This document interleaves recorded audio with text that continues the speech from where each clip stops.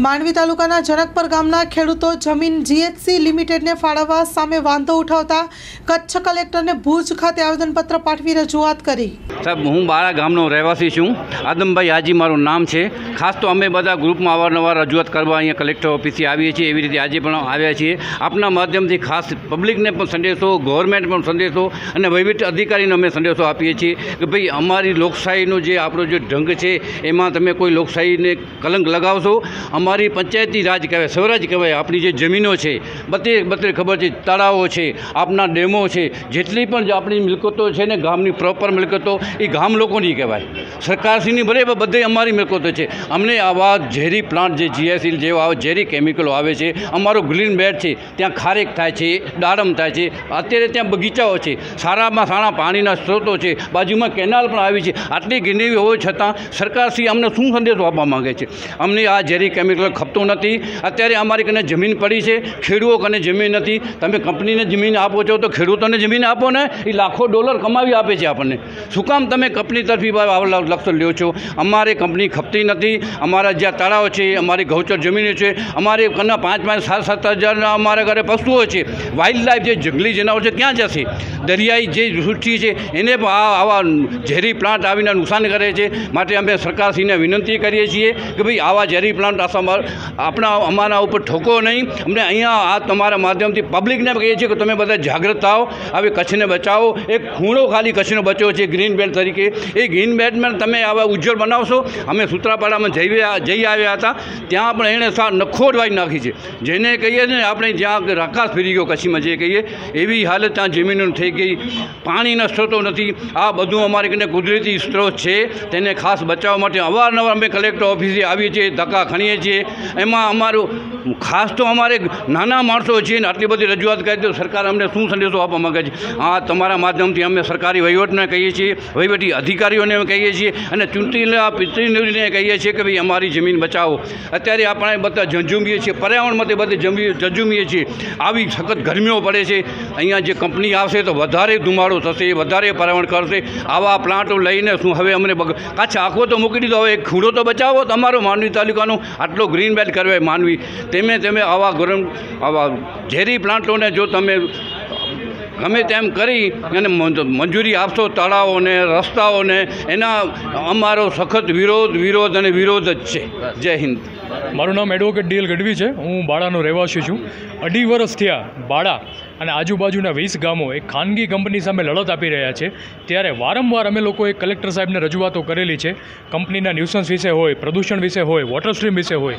જ્યારે આ વખતે તો એવું બન્યું છે કે જ્યારે પણ કલેક્ટરમાં રજૂઆત કરીએ ત્યારે માત્ર અને માત્ર કાગળ ઉપર રજૂઆતો થવામાં આવે છે, તેની સ્થળ પર કાર્યવાહી કોઈ કરવામાં આવતી નથી। આની પહેલાં અત્યારે કલેક્ટર સાહેબે જે હુકમ કરેલો હતો પ્રાથમિક રીતે પૈસા ભરવાનો, એમાં સ્પષ્ટપણે અમારા ગામમાં વોટર સ્ટ્રીમ, જેને પાણીની આવક કહેવાય કચ્છીમાં, એ પાણીની આવક, અમારા તળાવો, નાના મોટા 20થી ઉપર ચેકડેમો, તલાવડીઓ આવેલા છે, સ્પષ્ટપણે તે કંપનીને ફાળવવામાં આવે તેના માટેનું પૈસા ભરવાનો હુકમ કલેક્ટર શ્રી ભુજ કચ્છમાંથી કરેલો હતો। ત્યારે અમે લોકો એની રજૂઆત તારીખ 6/6 ગતના કરેલી હતી। ત્યારબાદ પણ કલેક્ટર સાહેબે અમને કીધેલું હતું કે 2 થી 3 દિવસમાં આ વસ્તુનો અભ્યાસ કરી અને આપને ચોક્કસપણે જણાવવામાં આવશે। ત્યારે આજ રોજ ફરી પાછા અમે એ જ અરજીને રિમાઇન્ડ કરી અને અમારી રજૂઆતો કરવામાં આવી છે। પણ આજની રજૂઆતો પછી અમને એવું લાગી રહ્યું છે કે નબળો ધણી બૈરી પર શુરો, આ રીતનું તમામ આ લોકો તંત્ર પ્રજા ઉપર થોપી દેવામાં આવે છે। તમારી રજૂઆતો હોય એક ચલક ચલાણું ઓલા ઘરે પાણું। જ્યારે સાહેબ સાથે વાત થઈ ત્યારે એમના તરફથી એવું ઉલ્લેખ કરવામાં આવે છે કે ભાઈ ઇરિગેશન ડિપાર્ટમેન્ટ પાસેથી આની તપાસ કરાવી ચોક્કસપણે ને અહેવાલ તૈયાર કરવામાં આવ્યો હશે, ત્યારબાદ ખાનગી કંપનીને પૈસા ભરવાનો હુકમ કરવામાં આવશે।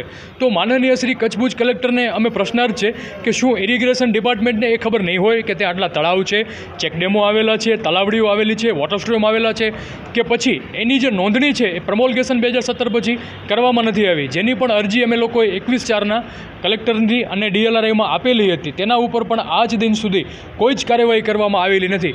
ત્યારે સ્પષ્ટપણે એવું લાગી રહ્યું છે કે તંત્રની નીચા લેવલથી કરી ઉપલા લેવલે આ ખાનગી કંપનીઓને અમારી જે ગૌચર, અમારું જે પશુધન છે એ ફાળવવામાં આવી રહ્યું છે, વોટર સ્ટ્રીમ ફાળી લેવામાં આવ્યા છે અને ગણ્યા ગાંઠિયા કોઈ CSR ઓફિસર સાથે ચૂંટાયેલા પ્રતિનિધિઓને જોડી અને કલેક્ટર શ્રી પાસે આવી અને એવી રજૂઆતો કરવામાં આવે છે કે આ ખાનગી કંપની તરફથી અમને અનેક લાભાલાભ થઈ રહ્યા છે। તો એનો મતલબ શું? પ્રજા આ 20 ગામોની બફર ઝોનની કંપની એમ સમજી લેશે કે કલેક્ટર જે સરકારી એક મહેકમ છે એની અંદર ખાનગી કંપની માટે કોઈ વિભાગ ચલાવી રહેવામાં આવ્યું છે. કંપની CSR ફંડ વાપરે છે તો માત્ર અને માત્ર કાગળ ઉપર પોતાનું હિત દર્શાવવા માટે વાપરે છે, જેની કોઈ માંગણીઓ ગામ તરફથી કરવામાં આવતી નથી. આની સ્પષ્ટપણે નોંધ લેવામાં આવે અને આજની જે અમારી રજૂઆત છે એ આખરીપણે સાહેબને કરવામાં આવે છે.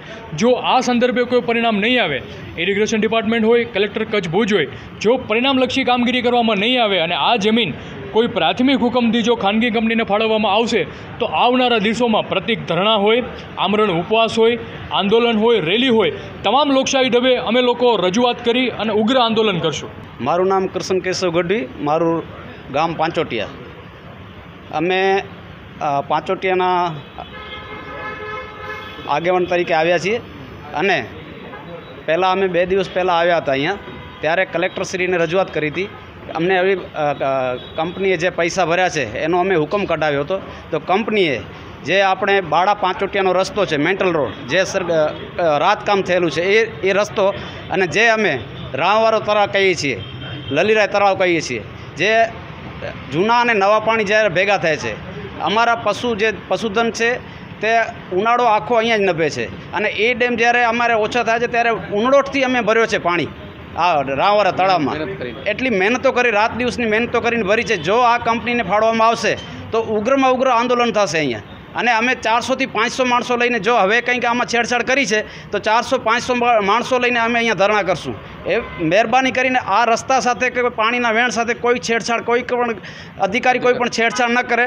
નકર અમે જ્યારે રાવ દરબારો જ્યારે ત્યાં પણ પાળિયા હજી ખુદ ઊભા છે, જે ગાયો માટે બલિદાન દીધા છે એના પાળિયા હજી ઊભા છે, ત્યાં હજી અમારા પણ પાળિયા થઈ જશે તો અમને કોઈ પરવા નથી. બાકી આ તો રસ્તો ને પાણીના વેણને એ ગૌચર જમીન નહીં દઈએ.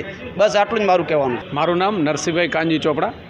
પ્રજાના એક જાગૃત નાગરિક તરીકે હું આ વિસ્તારમાં માંડવી તાલુકાના બાળા ગામની આજુબાજુ, મારું ગામ જનકપુર છે, જે બાળા સીમમાં આવેલું ગામ છે.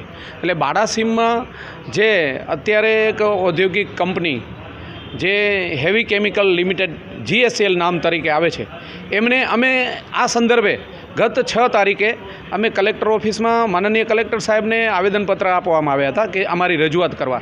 જે આ વિસ્તારમાં આજુબાજુના 4-5 ગામડાઓ છે, પાંચોટિયા, બાળા, ભીંસરા, જનકપુર, માપર, બામડાઈ, બાયઠ, આ દરેક ગામનો આ કંપની સામે સખત વિરોધ છે.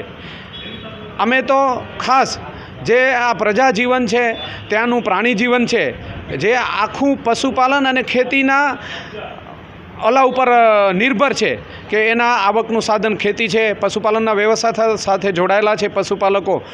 આ જે જમીન સંપાદન કરી છે કલેક્ટર સાહેબે, એવું અમને જાણવા મળ્યું કે અમુક સર્વે નંબરો જે અમે લેખિતમાં સાહેબને આપ્યું છે, કે આ સર્વે નંબરો પૈકીમાં જાહેર રસ્તાઓ છે, જાહેર તળાવો છે અને સરકારે બનાવેલા ચેકડેમો છે. એ ચેકડેમોની જમીન અમને જાણવા મળેલ છે એ હિસાબે અમે કલેક્ટરને ધ્યાને દોર્યું છે. આજે 20 તારીખ થઈ, અમે 4-5 દિવસનો સાહેબને ટાઈમ આપ્યો હતો કે આ સમય દરમિયાન સાહેબ તમે અમને જવાબ આપશો તો આ જમીનો તંત્રએ GSLને આપી છે એવો અમને અંદરથી ભાવ હતો. અને આવું જાણવા મળ્યું હતું કે આ જમીનો પ્રાઇવેટ એકમને આપી છે. તો અત્યારે પણ અહીંથી અમને સાહેબ, ડેપ્યુટી કલેક્ટર સાહેબ હતા, પંડ્યા સર હતા, એમને એમ કીધું છે કે અમે આવો કોઈ હુકમ નથી કર્યો કે કંપનીને જમીન આપી છે, અને કંપનીએ સ્પષ્ટતા નથી કરી સાહેબે. એટલે અમે આપના માધ્યમથી, મા ન્યૂઝના માધ્યમથી કહીએ છીએ કે પ્રજાનું હિત જોખમાય, પશુપાલનનો વ્યવસાય બગડે અને ઢોર ઢાંખરોને પીવાના પાણીના પણ વલખા મારવા પડે, આવું અમે આજુબાજુના ગામડાના પ્રતિનિધિ તરીકે કહીએ છીએ. અમે કોઈ કાળે ચલાવશું નહીં. અને જો આવું તંત્ર તરફથી કરવામાં આવશે કે પ્રજાના જે પણ હિત જોખમાતા હોય અને ત્યાં તળાવોની જમીનો હોય, ચાલવાના રસ્તા હોય, એ જો આપવામાં આવશે તો અમે કોઈ કાળે ચલાવશું નહીં. એવું પ્રજાના પ્રતિનિધિ તરીકે આપને કહું છું.